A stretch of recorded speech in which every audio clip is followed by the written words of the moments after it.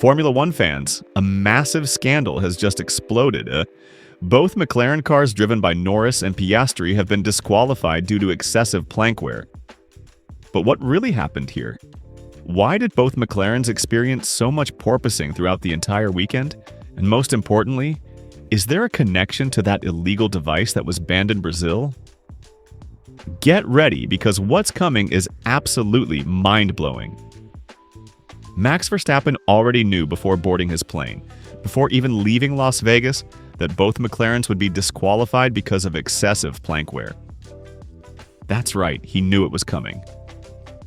Many theories have been circulating online, and I want to show you some fascinating articles about this. The second free practice session was interrupted by red flags, and then Friday in Las Vegas brought rain. So they didn't have the opportunity to properly test their setup or calibrate the ride height because those practice sessions were practically useless. That's McLaren's justification.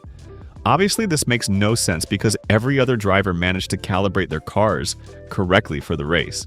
McLaren claimed they discovered the problem during the race when they saw the indication in the pre-race warm-up lap, in the reconnaissance laps.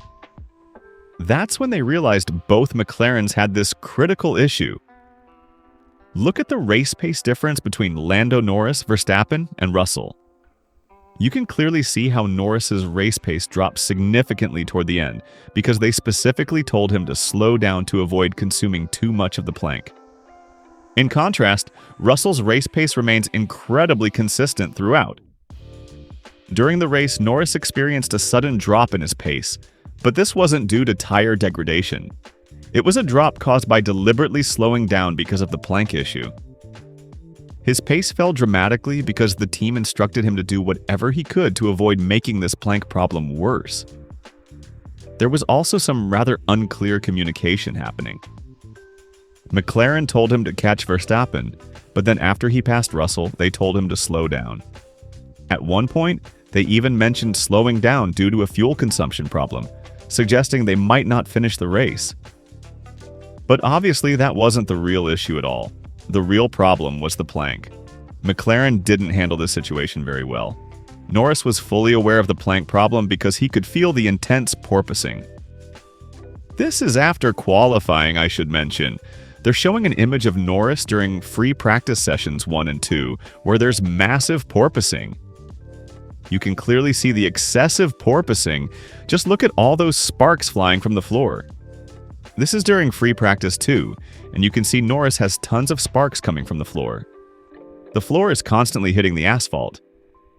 McLaren could have already understood at this point that they had a serious plank wear problem developing. In the reconnaissance lap, the pre-race warm-up, you could already see that the car had the same setup as free practice 2.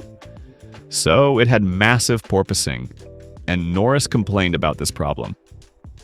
They had this issue throughout the entire weekend after qualifying, and they never modified the setup. This is a serious problem, and here comes the bombshell revelation. We saw that in Brazil, they removed any system designed to increase heat in the plank area, specifically in the zones where plank wear is measured. These are the areas with titanium plates where all the measurements are taken. This means McLaren unexpectedly found themselves consuming too much plank, because they couldn't use those devices to heat the titanium plates that were banned from Brazil. This theory emerged after analyzing Norris's floor and plank multiple times. They got conflicting results, and some people complained that if there were conflicting results between measurements, it means they weren't accurate. This theory is completely wrong, I have to say. Multiple measurements are taken for various reasons. Different measurements are taken, then an average is calculated. There's also a change in temperature in the floor area and the plank zone, so measurements are taken multiple times. The thickness and wear of the plank itself changes because it expands with heat, while it contracts at cooler temperatures, so there's no conspiracy theory here. These measurements are conducted after every single race. Some people even mention Bahrain, saying this explains all those sparks we saw from McLaren's floor in Bahrain. Maybe, look at how many sparks were coming from the floor. You can also see this porpoising effect with heavy bottoming on the rear section of the McLaren. Other teams have less bottoming, less porpoising, partly due to their chassis structure and the kinematic absorption of their suspension systems. However, we also have to say that we can't attribute these sparks solely to the fact that they used wider titanium blocks, because they were heated. It's a theory, it's considerable, but it's not necessarily true. We don't have definitive proof of this. We've definitely seen several teams this year, McLaren and Mercedes come to mind especially, that had more bottoming and more porpoising compared to other teams, particularly in corners and high-speed sections. This means the floor was hitting hard when you need maximum aerodynamic downforce. It was strange, you'd wonder. Wow, they have so much bottoming. Won't they consume more plank? But no.